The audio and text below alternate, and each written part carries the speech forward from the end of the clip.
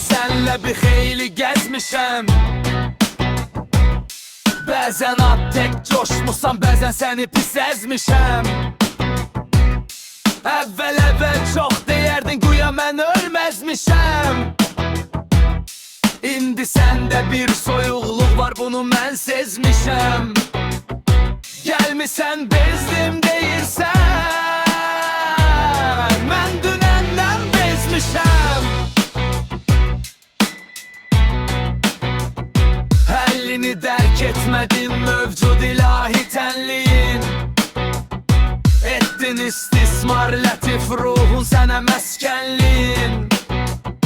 Gör neçə il keçdi ancaq olmadı bir mənliyin. Son zamanlar hardasan yoxsa bitib düşmənliyin. Gəlmisən bezdim deyirsən, mən dünəndən bezmişəm. Səhv necə ömrüm sürür marketdə düzlə bilmirəm. Çox qəliz gerçəkləri bilsəm də gözlə bilmirəm.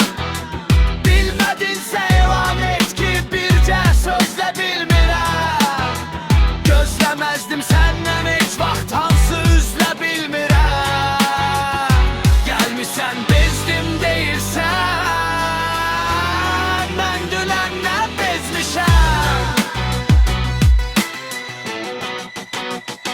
Tullanıb çox düşdü sanki hər fəsil yazmış kimi. Ruhlara rəng çalmağa cəhd etdi rəng sazmış kimi. Bağlayıb ömrün ona batmış kimi, azmış kimi. 3-10 illikdi mənə etdiklərin azmış kimi. Gəlmisən bezdim deyirsən,